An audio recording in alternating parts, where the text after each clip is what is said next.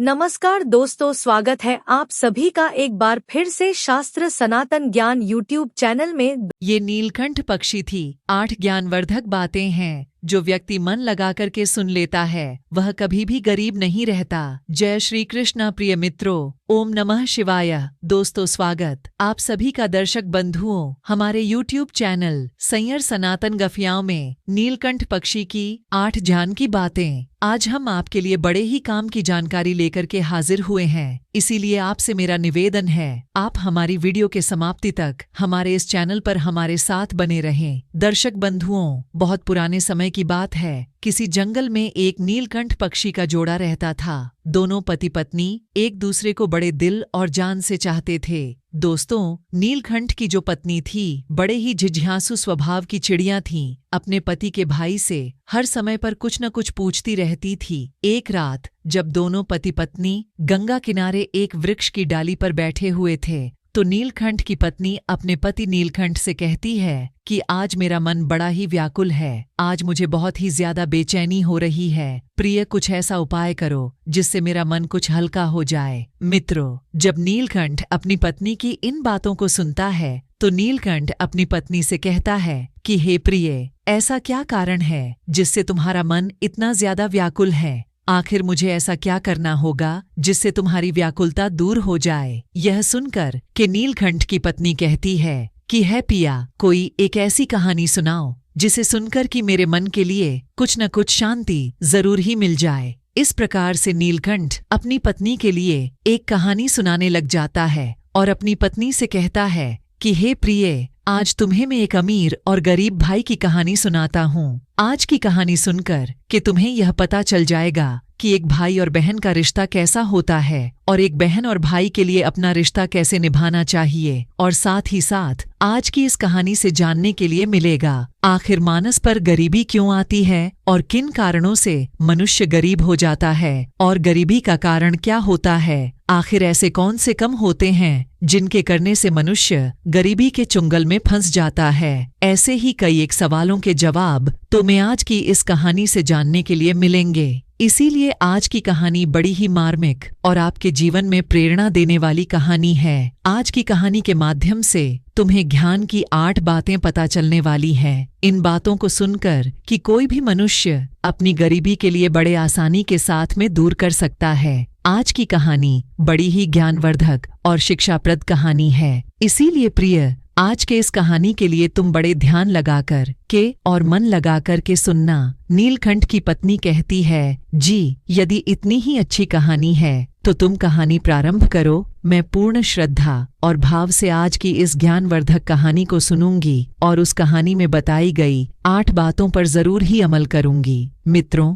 इस प्रकार से नीलकंठ अपनी पत्नी के लिए कहानी सुनाने लग जाता है। नीलकंठ कहता है, हे प्रिय, बहुत पुराने समय की बात है। किसी नगर में एक बहुत ही अमीर किसान रहता था। उस किसान के घर में 2 जुड़वा संतान जन्म लेती है। उन दोनों जुड़वा संतानों में एक पुत्र होता है और दूसरी संतान पुत्री होती है। किसान अपने पुत्र का नाम तो रोहित रख देता है और पुत्री का नाम माया रख देता है। इधर धीरे धीरे रोहित और माया बड़े होने लगते हैं। जब धीरे धीरे किसान की दोनों संतानें बड़ी हो जाती हैं, धीरे धीरे करके जब उनकी आयु एक दिन विवाह के योग्य हो जाती है तो किसान के लिए अपने बच्चों के विवाह की चिंता सताने लग जाती है। दिन वह किसान किसी कार्य से अपने पड़ोस के एक शहर में जाता है तो वहां पहुंचकर के एक व्यापारी का पुत्र उसे पसंद आ जाता है और उस व्यापारी के पुत्र के साथ में वह किसान अपनी पुत्री का विवाह कर देता है। इस प्रकार से माया अपने पिता के यहाँ से विदा होकर कि अपने ससुराल के लिए चली जाती है। इधर बेटी को विदा करने के बाद में वह किसान अपने पुत्र के विवाह के बारे में सोचने लगता है और सोचता है कि बेटी तो मेरी अपने घर द्वार की हो गई, अब मुझे अपने पुत्र का विवाह कर देना चाहिए। यदि मेरे पुत्र का विवाह हो गया तो मैं अपना बचा हुआ शेष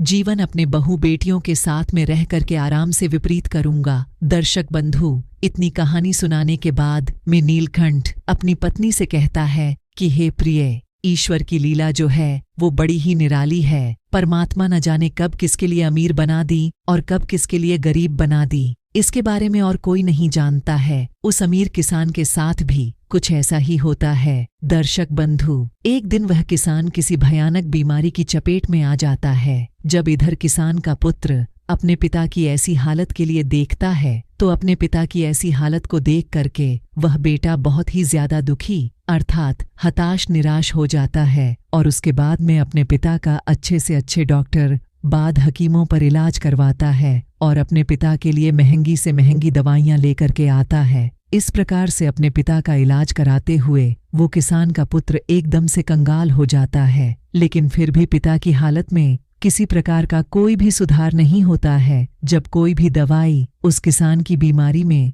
किसी प्रकार का कोई फायदा नहीं पहुंचाती है तो एक दिन वह किसान अपने बेटा के लिए अपने पास बुलाता है और अपने बेटा रोहित को समझाते हुए कहता है कि हे पुत्र, जब भी कोई समस्या मनुष्य के सामर्थ्य से बाहर हो जाए, जब उसका मौके पर कोई भी निवारण नहीं मिल सकी, तो फिर ऐसे समय में उस समस्या के लिए ईश्वर के भरोसे छोड़ देना चाहिए। इसीलिए पुत्र, अब तुम मेरी चिंता छोड़ो और तुम अब अपने भविष्य के बारे में सोच। मेरा क्या है, आज नहीं तो कल मुझे तो संसार को छोड़ करके जाना ही है। इसलिए पुत्र, अब तुम मेरी चिंता करना छोड़ो और अपना विवाह करके अपने घर गृहस्थी के लिए तुम आगे बढ़ाओ। अपने पिता के मुख से इन बातों को सुनकर कि रोहित एकदम चुप हो जाता है। आखिर वो बेचारा कर भी क्या सकता था। उसके घर में जो भी जमा पूंजी थी वो तो उसके पिता के इलाज में पहले ही खर्च हो चुकी थी। फिर कहता है, हे पिताजी, जैसा आपके लिए उचित लगे वैसा करें। उसके बाद वह गरीब किसान अपने पुत्र की शादी एक गरीब घर की कन्या से करवा देता है और शादी के कुछ दिन बाद ही उस किसान की मृत्यु हो जाती है। इधर पिता की मृत्यु के बाद रोहित अपने पिता का पूरी रीति रिवाज से अंतिम संस्कार करता है। रोहित का घर द्वार और खेत खलियान तो पिता की बीमारी में पिता के इलाज में पहले ही बिक चुके थे और जो कुछ भी जमा पूंजी बच जाती है वह पिता के अंतिम संस्कार में समाप्त हो जाती है। इस प्रकार से रोहित एकदम दीनहीन और बहुत ज्यादा गरीब हो जाता है। प्रिय मित्रों, जब रोहित एक दिन बिल्कुल ही कंगाल हो जाता है तो वह गांव के बाहर अपनी पत्नी के साथ एक झोपड़ी को बनाकर के रहने लग जाता है और दूसरों के खेतों में मेहनत मजदूरी करके अपने बीवी और बच्चों का पेट पालने लग जाता है। उधर रोहित की बहन माया, जिसका विवाह एक धनी व्यापारी के घर में हुआ था, उसे जब अपने भाई की स्थिति के बारे में पता चलता है तो वह अमीर बहन अपने गरीब भाई से घृणा करने लग जाती है। मन में सोचने लगती है कि मेरा भाई अब तो बिल्कुल ही कंगाल हो चुका है, उसका घर द्वार गया है और अब उसके पास में एक फूटी कौड़ी भी नहीं बची है। यदि ऐसी हालत में वो मेरी ससुराल आता है तो उसे देख के मेरी देवरानी और जेठानी मेरा बड़ा ही अपमान करेंगी और मेरा मजाक उड़ाएंगे कि तेरे पीहर वाले तो बिल्कुल ही कंगाल है। ऐसे तो मेरी बहुत ही ज्यादा बदनामी होगी। इस कारण से माया अपने सगे भाई से रिश्ता तोड़ देती है ना, तो माया अपने भाई के लिए अपने ससुराल बुलाती है और न ही कभी अपने भाई के घर पर जाती है। माया के भाई इधर रोहित को भी अच्छी तरीका से पता होता है कि मेरी बहन मुझसे नफरत क्यों करती है, इसलिए रोहित भी अपनी बहन की ससुराल कभी भी नहीं जाता है। इस तरीका से माया तो बड़े ऐशो आराम के साथ में अपनी ससुराल में अपनी जिंदगी गुजार दी है। इधर रोहित मेहनत मजदूरी करके अपने पत्नी के साथ रह के किसी तरीका से अपने दिनों के लिए काटने लगता है। इधर नीलकंठ अपनी पत्नी के लिए आगे कहानी सुनाते हुए कहने लगता है कि हे प्रिय, जब कुछ साल ऐसे ही गुजर जाते हैं, कुछ साल गुजरने के बाद में एक रोहित की बहन माया के लड़के की शादी तय हो जाती है, लेकिन रोहित की बहन माया अपने भाई के लिए किसी प्रकार का कोई निमंत्रण नहीं देती है। दर्शक बंद हो, जब इस बात का पता रोहित के लिए चलता है उसके भांजे की शादी होने वाली है, तो इस बात को सुनकर के रोहित बहुत ज्यादा प्रसन्न हो जाता है और इस बात की खबर जाकर के अपनी पत्नी सुशीला के लिए बताता है कि मेरी बहन की लड़कियों की शादी है और हम सभी के लिए माया के ससुराल चलना होगा। जब रोहित की पत्नी के लिए इस बात की जानकारी होती है कि ननद के बेटे की शादी है, तो वह भी इस बात को सुनकर के खुश हो जाती है और सोचने लगती है, चलो इसी बहाने ही सही, कम से कम मैं अपनी ननद से तो जाकर के मिलूंगी। पर सुशीला अपने पति से कहती है कि प्रिया जी, यह तो बहुत ही अच्छी बात है कि हमारे भांजे की शादी है, मैं तुम्हारे साथ में जरूर भी चलूंगी, लेकिन पहले मुझे बताओ, क्या हमारी ननद रानी में हमारे लिए निमंत्रण भेजा है? अपने पत्नी के मुख से इन बातों को सुनकर कि रोहित बिल्कुल चुप हो जाता है। फिर रोहित अपनी पत्नी से कहता है कि कि हे प्रिय, न्योता तो नहीं आया है। मुझे भी यह खबर किसी दूसरे के मुंह से पता चली है कि हमारे भांजे की शादी है, लेकिन क्या फर्क पड़ता है तो हमारे बहन के ही बेटा।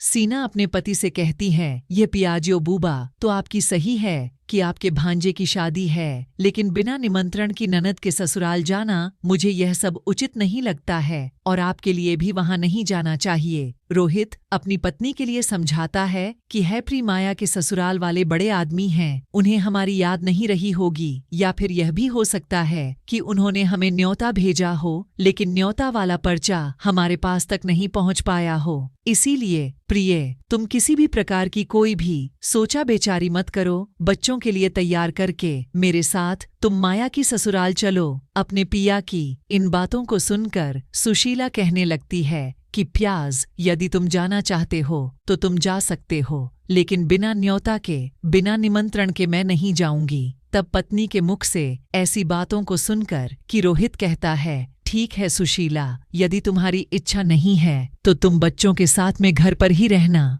तो फिर मैं ही अकेला माया की ससुराल के लिए चला जाता हूँ। यदि ऐसे में मैं भी नहीं गया तो मेरी बहन की देवरानी और जेठानी मेरी बहन के लिए बात बात पर ताना मारेंगे और कहेंगे कि खर्चा न हो जाए, इसलिए तेरा भाई अब इकलौती बहन की शादी में भी नहीं आया। और यह कहकर कि रोहित घर से बाहर चला जाता है। नीलकंठ आगे अपनी पत्नी को यह कहानी सुनाते हुए कहता है, रेफरी रोहित जो था वो बहुत ही ज्यादा गरीब था और निधन था। किसी से पैसे उधार लेता है और उधार लिए हुए पैसों से अपनी बहन माया और अपनी भांजी के लिए सुंदर सुंदर वस्त्र खरीदता है और उन कपड़ों को लेकर के अपनी बहन की ससुराल के लिए चल देता है।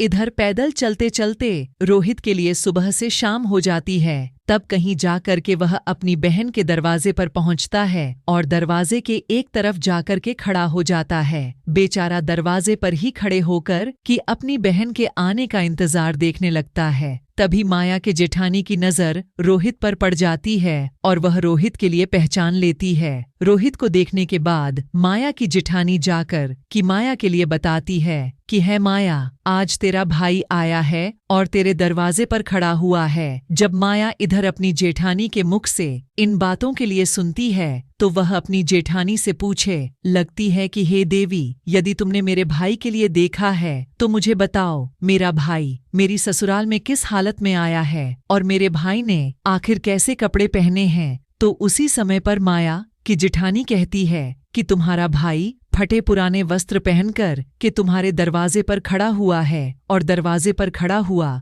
तुम्हारा आने का इंतजार कर रहा है। यह सुनकर कि माया गुस्से में भर आती है और सभी की नजरों को बचाते हुए अपने भाई के पास में पहुंचती है। इधर रोहित जब अपनी बहन माया के लिए अपने पास आते हुए देखता है तो खुशी के मारे उसका चेहरा खिल जाता है। अपनी बहन को देखकर कि रोहित की आंखों से आंसू टपकने लगते हैं। उसके बाद ही माया अपने भाई को अपने साथ में लेकर सबकी नजरों से बचाते हुए अपने घर के सबसे अंदर वाले कमरे में ले जाती है और कमरे में ले जाकर के पूछने लगती है कि भैया, तुम्हारे पास आखिर किसने न्योता भेजा था। तब रोहित कहता है, बहना, तुमने तो अपने भाई के लिए बिल्कुल ही भुला दिया, लेकिन किसी के मुंह से मुझे पता चल गया कि मेरे भांजे की शादी है, इसीलिए मैं तुम्हारे लिए और तुम्हारी बेटी के लिए नए कपड़े लेकर के आया हूँ। अपने भाई के मुख से इन बातों को सुनकर कि माया कहने लगती है कि से भैया, तुम्हें इस तरीका से बेशर्मों की तरह मेरे घर पर नहीं आना था।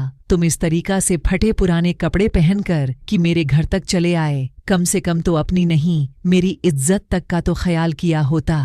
कम से कम तुमने मेरे मान और सम्मान का ख्याल किया होता। आखिर तुम्हारी तो कोई इज्जत नहीं है, कम से कम तुमने हमारी इज्जत के बारे में तो सोचा होता। माया के मुख से ऐसे कटु वचन सुनकर कि उस मजबूर भाई का कलेजा जो था वो छलनी हो जाता है। तब रोहित अपनी बहन के कदमों में गिरकर की माफी मांगने लगता है और कहता है, यह बहना तो मुझे क्षमा कर दो। मुझे नहीं पता था कि मेरी वजह से आज तुम्हारी इतनी बदनामी होगी। यदि मुझे ये बातें पहले ही पता होती कि तुम मेरे वजह से इतनी आहत होगी, इतने हताश निराश होगी, तो मैं तुम्हारे दरवाजे पर कभी नहीं आता। भला मैं तो यह सोच करके आया था कि मेरे भांजे की शादी है, यदि मैं नहीं पहुंचा तो मेरी बहन के लिए मेरी बहन की देवरानी जेठानी पाने मारेंगे। रोहित की जब बातों को सुनकर कि माया का गुस्सा जब थोड़ा सा शांत होता है, माया रोहित से कहती है, चलो जब तुम आ ही गए हो तो मेरी एक बात तुम कान खोलकर सुन लो। जब तक मेरी बेटी की शादी नहीं हो जाता तब तक तुम इसी कमरे में बंद रहना, और भूल कर भी तो मैं इस कमरे से बाहर निकलने की गलती मत करना। जब भोजन बन जाएगा तो मैं तुम्हें भोजन की थाली इसी कमरे में लेकर आ जाऊंगी। तुम भोजन खाकर के चुपचाप पिछले दरवाजे से अपने घर के लिए चले जाना। रोहित कहता है, ठीक है, वरना आज रात को ही तुम्हारी ससुराल से अपने गांव के लिए चला जाऊंगा, लेकिन वह ना तो मेरे कपड़ों के लिए रख लो जिन्हें मैं तुम्हारे लिए बड़े प्यार से लाया हूँ। तब माया अपने भाई से कपड़ों को लेकर के कमरे से बाहर चली जाती है और जाते समय बाहर से उस कमरे की कुंडी लगा जाती है। रोहित उस अंधेरे कमरे में बैठकर अपने बहन के वापस आने का इंतजार करने लगता है। साथियों, इतने कहानी सुनाकर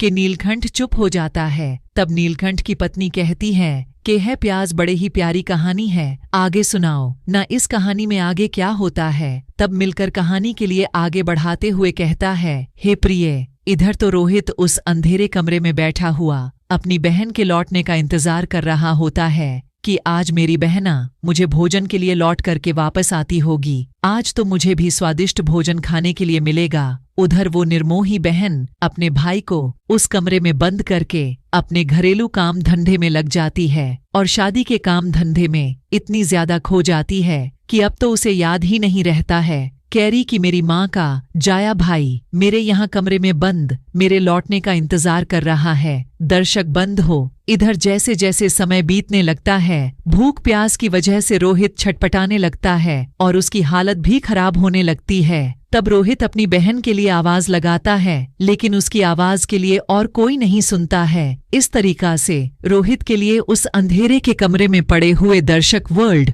हो 1 नहीं 3 दिन बीत जाते हैं। इधर रोहित के लिए अपने बीवी और बच्चों की बड़े ही याद सताने लगती है। रोहित सोचता है, यदि कोई नहीं आया तो मैं तो बम्ब इसी कमरे में ही मर जाऊंगा।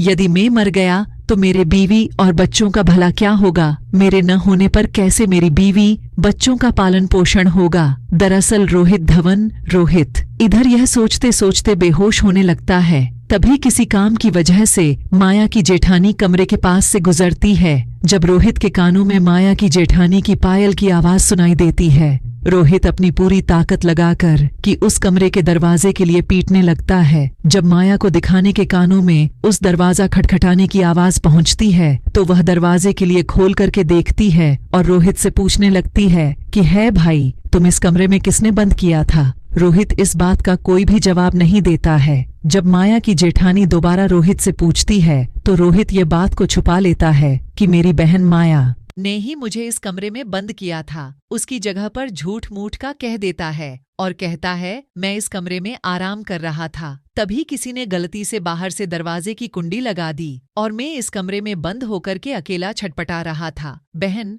यदि तुम आज नहीं आती तो मेरे प्राण पखेरु उड़ जाते। और इतना कहने के बाद रोहित घर के पिछले दरवाजे से चुपचाप बाहर निकल जाता है और इधर अपने घर की सीध लगा लेता है। 3 दिन का भूखा प्यासा बेचारा रोहित अपने घर के लिए चल देता है। अंत में वह चलते चलते काफी दूर निकल आता है और चलते चलते अब तो रोहित के लिए चक्कर आने लगते हैं। दर्शक बंद हो। जैसे ही रोहित का सिर चकरा आता है और वह उसी समय पर जमीन पर गिरने वाला होता है, तभी वहां पर कहीं से एक बूढ़ी माँ आ जाती है और वह बूढ़ी माँ रोहित के गिरने से पहले ही रोहित के लिए संभाल लेती है। दर्शक बंद हो। जब कुछ घंटे बाद रोहित के लिए पुनः दोबारा होश आता है तो रोहित अपने के लिए क्या देखता है? वह एक बूढ़ी माँ की गोदी में लेटा हुआ है और बूढ़ी माँ एक भेजना लेकर के पंखा लेकर कि उसकी हवा कर रही है। होश आने के पश्चात रोहित खड़ा हो जाता है और खड़े होने के बाद में उस बूढ़ी माँ के लिए प्रणाम करता है और कहता है, हे माँ, भला कौन है? दर्शक बंद हो। इतनी कहानी सुनाने के बाद में नीलकंठ थोड़ा सा विश्राम लेता है और विश्राम करने के बाद में नीलकंठ अपनी पत्नी के लिए इससे बची हुई आगे की कहानी सुनाने लग जाता है। निकट आगे कहता है, स्वरूप प्रिय कि जिस बूढ़ी माँ की गोद में वो बेचारा रोहित लेटा हुआ था, वह बूढ़ी माँ एक देवी माँ होती है। इधर रोहित की पत्नी सुशीला रोज उस देवी माँ की पूजा किया करती थी और पूर्ण तरीका से श्रद्धा भाव से देवी माँ की सुशीला भक्ति किया करती थी। इसीलिए जब रोहित चक्कर खाकर के गिरने वाला होता है तो उसी समय पर तत्काल देवी वो प्रकट होकर कि रोहित को जमीन पर गिरने से बचा लेती है और रोहित का सिर अपनी गोदी में रखकर कि उसे अपनी गोद में सुला लेती है। जब रोहित के लिए होश आता है तो रोज देवी माता के लिए प्रणाम करके अपने घर के लिए वहां से चलने लगता है। तभी उसी समय पर वह बूढ़ी माँ कहती है कि है बेटा, तुम भला कहाँ से आ रहे हो और दर्पण कहाँ के लिए जा रहे हो। रोहित बताता है, हे माँ, मेरी भतीजी की शादी थी, इसी वजह से मैं अपनी बहन के ससुराल गया था और मैं लौट करके वहीं से आ रहा हूँ और इधर मेरा गांव है, मैं अपने गांव के लिए जा रहा हूँ। तो बूढ़ी माँ रोहित से कहती है, बेटा, यदि तुम बुरा ना मानो तो मैं तुमसे एक बात पूछना चाहती हूँ। तब रोहित कहता है, पूछो मैया, तुम उससे क्या पूछना चाहती हो। बूढ़ी माँ पूछती है कि बेटा, यदि तुम अपनी बहन के घर से आ रहे हो और जैसा कि तुमने बताया कि वहां पर शादी थी, तो फिर तुम लौट करके खाली हाथ कैसे जा रहे हो? क्या तुम्हारी बहन ने तुम्हारी बीवी बच्चों के लिए कुछ भी नहीं भेजा? बूढ़ी माँ के मुख से ऐसी बातों को सुनकर कि रोहित की आंखों से आंसू टपकने लगते हैं और रोहित उसके बाद में उस बूढ़ी माँ अर्थात देवी माँ से कहता है कि है मैया, भरना आपसे क्या छुपाना, आपने तो मेरे प्राणों की रक्षा की है। तब रोहित उस बूढ़ी माता के लिए पूरी घटना बता देता है जो उसके साथ में हुई थी। इस प्रकार से रोहित के मुंह से पूरी घटना को सुनने के बाद में वह बूढ़ी माता कहती है, हे पुत्र, तुम किसी भी प्रकार की कोई चिंता मत करो, जो हुआ उसे को भूल जाओ, उसे जाने दो। यहाँ से कुछ दूरी पर मेरा एक बगीचा है, उस बगीचे में अनेकों प्रकार की भांति भांति के फल लगे हुए हैं। तुम उस बगीचे में चलकर कि बेटा अपना पेट भर लो, क्योंकि वे था तुमने 3 दिनों से कुछ भी नहीं खाया है, और जब तुम्हारा पेट भर जाए तो कुछ फल तुम अपनी बीवी और बच्चों के लिए भी तोड़ लेना। और जब तुम्हारी बीवी बच्चे जब भी तुमसे पूछे कि तुम अपनी बहन की ससुराल से भला क्या लेकर के आए हो, तो तुम कह देना, मेरी बहन ने तुम्हारे लिए यह फल भेजे हैं। ऐसा करने से बेटा तुम अपने बीवी बच्चों के सामने शर्मिंदा होने से भी बच जाओगे और इससे तुम्हारा मान सम्मान, मान प्रतिष्ठा भी बची रहेगी। रोहित इस प्रकार से जब बूढ़ी माँ की इन बातों के लिए सुनता है, रूढ़िवादी बात मानकर कि रोहित बूढ़ी माँ के बगीचे में पहुंच जाता है, क्योंकि बंद हो उस बगीचे में नाना प्रकार के फल लगे हुए थे।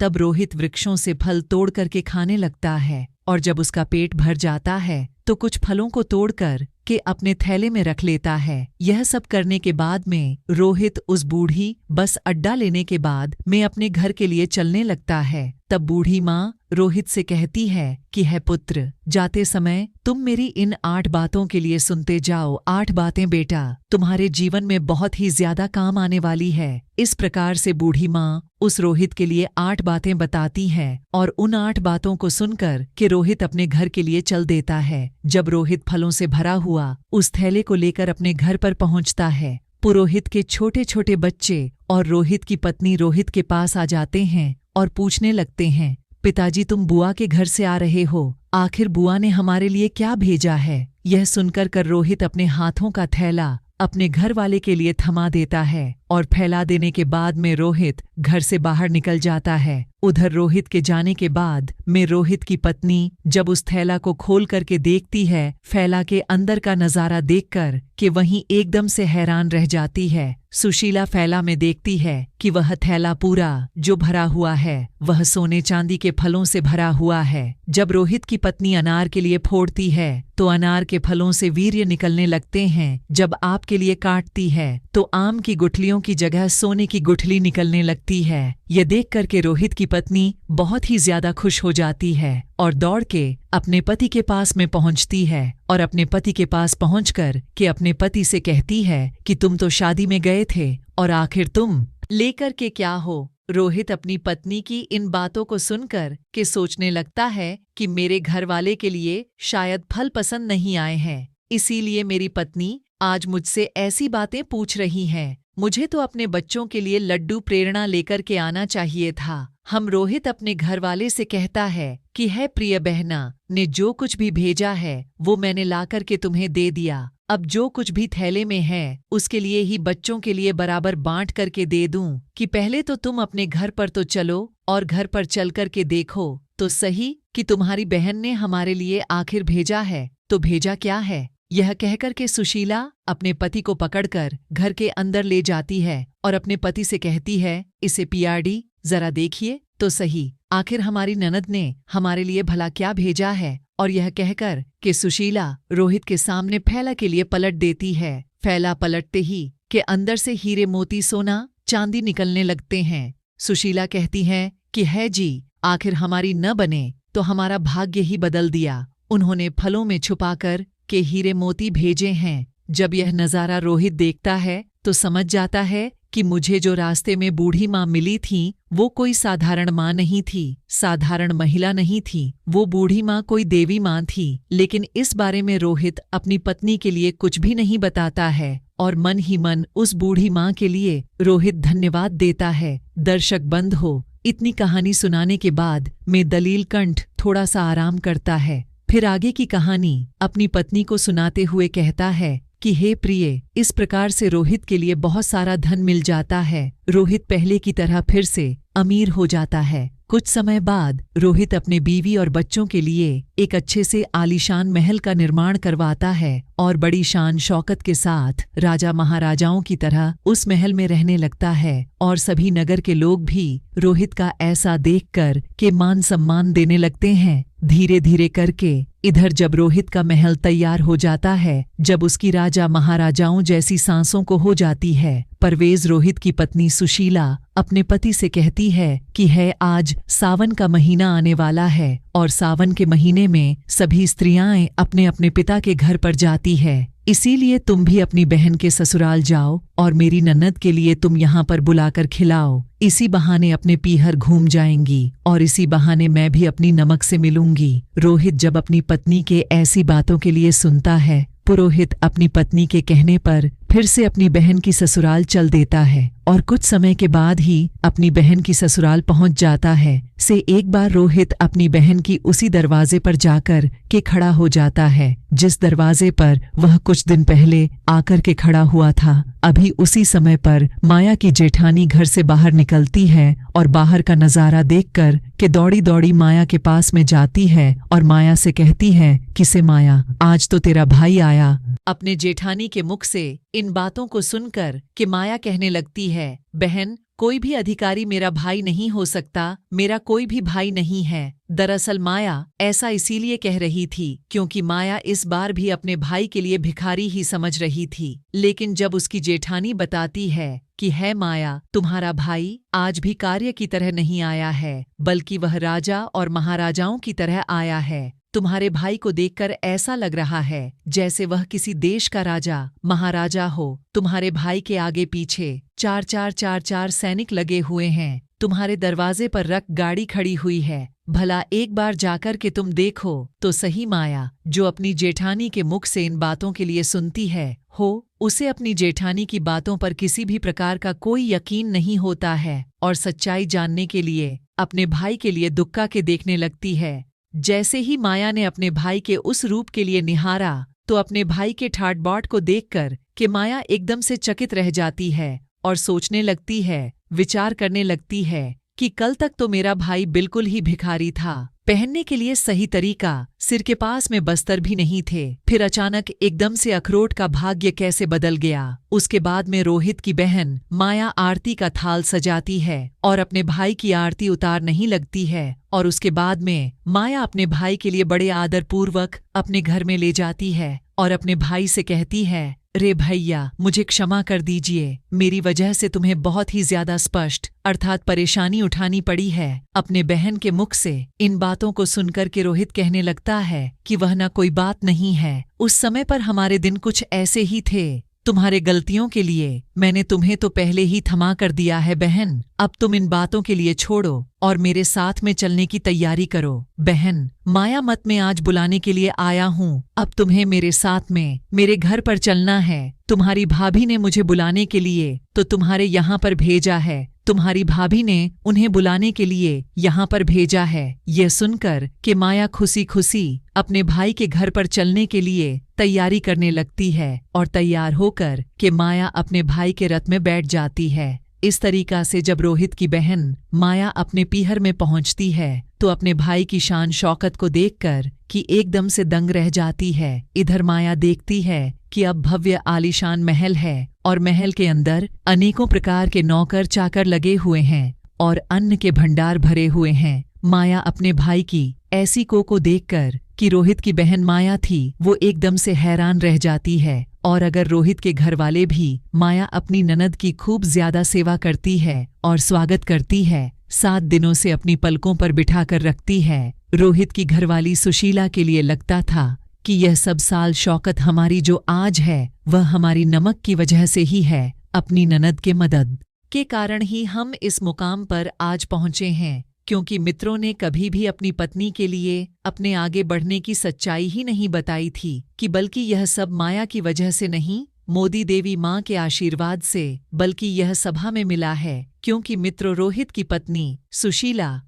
क्योंकि 10 को रोहित की पत्नी सुशीला इस बात से अवगत नहीं थी, वो अंजाम थी। यह सोचकर के सुशीला अपनी ननद की खूब ज्यादा सेवा करती है और अपनी ननद का खूब ख्याल रखती है। उस दिन बीतने के बाद जब रोहित की बहन माया का ससुराल जाने का समय निश्चित हो जाता है तो रोहित की पत्नी सुशीला अपने पति से कहती है कि हैप्पी, कल तुम्हारी बहन अपनी ससुराल के लिए चली जाएंगी, इसीलिए तो बाजार के लिए जाओ और बाजार जाकर कि अपनी बहन के लिए कोई अच्छा सा तोहफा लेकर के आउट। पत्नी के मुख से इन बातों को सुनकर कि रोहित घर से बाहर चला जाता है और रोहित एक मोची की दुकान पर पहुंचता है और मोर्चे की दुकान पर पहुंचकर कि मोची से कहता है, हे भाई मोची, कि मुझे अपने महिला के लिए बोलने वाली ज्योति बनवाने हैं, क्या तुम मेरी बहना के लिए बोलने वाली ज्योति बनवा सकते हो? मोची कहता है कि सेट में बोलने वाली ज्योति तो बना दूंगा, लेकिन उसके बनवाने की कीमत बहुत लगेगी। तब रोहित कहता है, हे मोची भाई, मैं तुम्हें मांगा पैसा दूंगा, लेकिन ऐसी जूतियां बनाओ छुट्टियों के लिए जब भी मेरी बहना पहने, और उन्हें पहन करके जब भी वह चली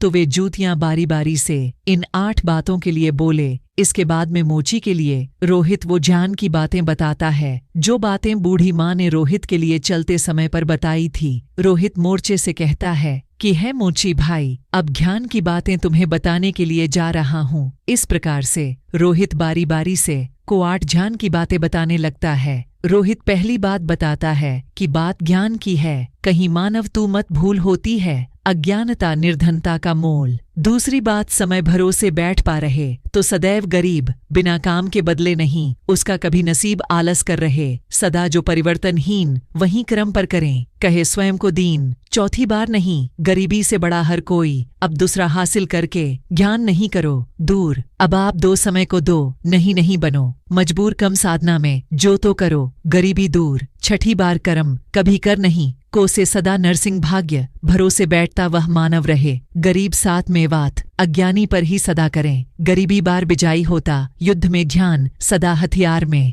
और सबसे आखिरी बात बताते हुए रोहित कहने लगा कि है मोची भाई, मेरी बहन जब आत्मा कदम रखा तो वे जूतियां बस यही बात बोले कि पैसों के बाजार में बदल गई, तहजीब धन दौलत से जुड़े रहे, रिश्ते हुए गरीब। इधर रोहित से कहता है कि है मोची भाई, ऐसी 8 बातें बोलने वाली मुझे जूतियां बनवाने हैं, तुम ऐसे 8 बातें बोलने वाली जूतियां मेरी बहन के लिए आज बनाकर दो। जब यह 8 बातें वह जूतियां बोलेंगे और जब मेरी बहन इन 8 बातों के लिए सुनेगी तो उसे अपनी गलती का एहसास होगा कि मुझे पैसे के घमंड में आकर के अपने भाई का ऐसा अपमान नहीं करना चाहिए था। तब नीलकंठ अपनी पत्नी से कहता है कि हे प्रिय, इस प्रकार से रोहित उस मोर्चे से अपनी बहन के लिए हीरे मोतियों से जड़ी हुई सोने और चांदी की जूतियां बनवाता है और उन जूतियों को करके अपने बहन के लिए उपहार स्वरूप दे देता है। सोने चांदी की जूतियों को पाकर कि माया का चेहरा एकदम से खिल जाता है। उसके बाद में माया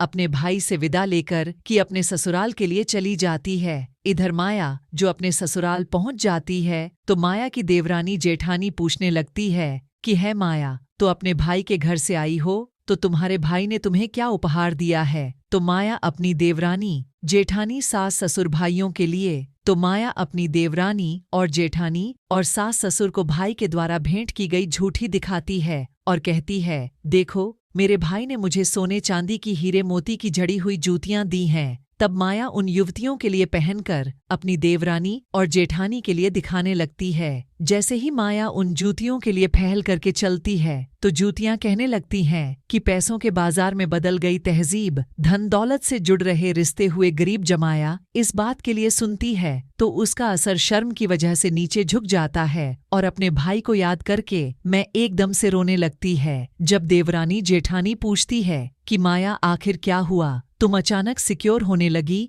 तो माया अपनी देवरानी और जेठानी के लिए सारी बातें बताती है कि है बहन, मैंने पैसों के घमंड में आकर कि अपने भाई से आखिर मैंने कितना भला बुरा कहा। मैंने अपने भाई के लिए एक गिलास पानी भी नहीं दिया और देखो मेरे भाई ने मुझे कितनी कीमती जूतियां बनवाकर की दी है। अब तो मुझे अपने आप से घृणा होने लगी है, मैं तो जीना नहीं चाहती। तभी माया की जेठानी देवरानी समझाने लगती है कि है माया, जो भी कुछ हुआ उसे भूल जाओ, जाने दो। अब आगे से याद रखना, कभी किसी के साथ में ऐसा बर्ताव मत करना, क्योंकि जो व्यक्ति धन दौलत का घमंड करता है उससे माता लक्ष्मी हमेशा के लिए दूर चली जाती है। इसीलिए मेरी बातें तुम सदा भी याद रखना। और इस तरीका से माया की जेठानी माया के लिए 8 बातें बताने लगती है। माया की जेठानी पहली बात बताते हुए कहती है कि है माया, जो व्यक्ति रात्रि के समय रसोई में झूठे वह पर रखता है और खाने पीने की चीजों के लिए बर्बाद करता है, ऐसा व्यक्ति बहुत ही जल्दी निधन अर्थात गरीब हो जाता है। दूसरी बात है, जिस घर में घर की स्त्रियों का अपमान होता है, उनकी इज्जत नहीं की जाती है, उस घर में देवी लक्ष्मी ज्यादा दिनों तक नहीं रुकती है। तीसरी बात है, जिस घर की स्त्रियां सूर्य अस्त के बाद में अपने घरों में झाड़ू लगाती है या पर चूल्हा चौका करती है, ऐसे परिवार वाले लोग भी बहुत जल्दी ही गरीब हो जाते हैं।